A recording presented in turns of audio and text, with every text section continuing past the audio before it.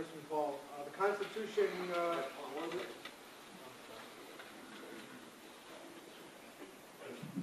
The Constitution requires President, Congress to protect us from enemies, foreign and domestic. Who do you perceive to be the domestic enemies of the United States?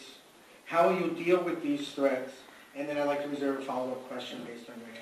Well, the domestic enemies are found in the people who endorse philosophies that I find to be unconstitutional and anti-American in the sense that they don't protect our civil liberties. What I just talked about, what the Senate was doing this particular week, and what we do with the Patriot Act, we are like our own enemies. We have done a lot more harm to our liberty than any threat from foreign. There are no foreign threats right now.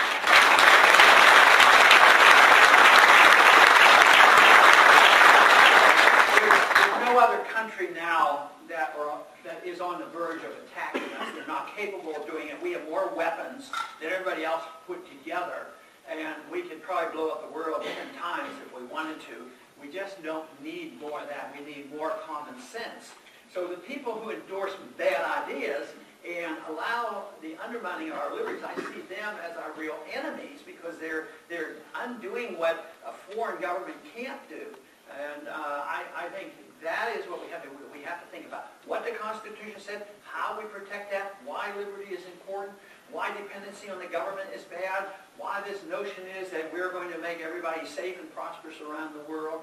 And the biggest challenge is the arguments that they use against us, whether it's welfareism as home or doing good around the world, is that if you don't do it, you don't care about people. Oh, don't you care? They're killing people over there. There was going to be a lot of killing by Gaddafi on his people if we didn't invade and do these things. Of course, it was fiction. We had to go into Iraq because Saddam Hussein had a nuclear weapon and these sort of things. So we first have to decide what we should do, but second, our own worst enemy is our willingness to believe so much of what the government lies about to us.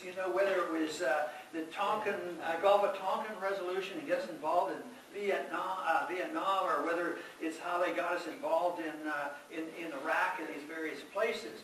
So in many ways, we're our own worst enemies. But we have to counteract this argument about, if you don't have these programs to take care of poor people, whether it's medical or education or housing, that you don't care about people. But if you care about people and you understand economics, the way to help people is free up the system. You have more prosperity and more better distribution and a bigger middle class, the freer the society. And we had that.